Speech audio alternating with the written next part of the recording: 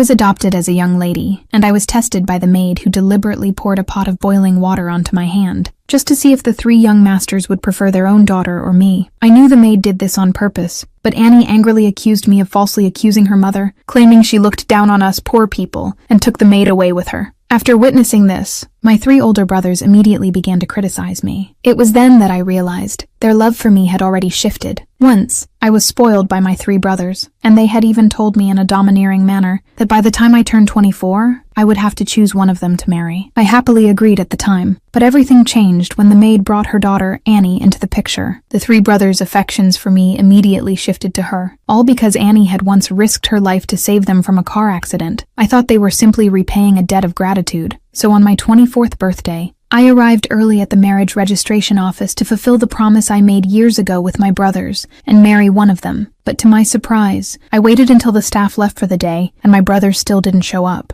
Then I received a message from Annie saying all 3 brothers were busy taking care of her and no one would marry me. At that moment, I decided to give up on the promise and live the life I wanted. Just then, a man appeared who would change my life. He noticed I wanted to get married immediately and offered to marry me. Considering the cold attitude my brothers had shown me, I didn't hesitate and chose this stranger before me, only to later find out that he was the CEO of a publicly listed company. We quickly completed the marriage registration, planning the wedding for half a month later. What I didn't know was that the CEO had secretly loved me for over 10 years. After the CEO left, my 3 brothers finally arrived, explaining that they had been taking care of the sick Annie. I immediately told them that I had already gotten married, but they didn't believe me, thinking I was just throwing a tantrum and making up a fake marriage certificate to annoy them. My second brother tore up the certificate without even looking at it. I responded, saying that even if the certificate was torn, the marriage still existed, and invited them to my wedding in half a month. I thought I could properly say goodbye to them in the last half month, but when I got home I found my belongings had been thrown out. The reason? Annie's health hadn't recovered from the accident and needed to rest in a room with plenty of sunlight. I didn't say much, but grabbed my luggage and went to the servants' quarters. Everyone noticed my strange behavior, but they didn't know that in half a month my CEO husband would come to take me away. So,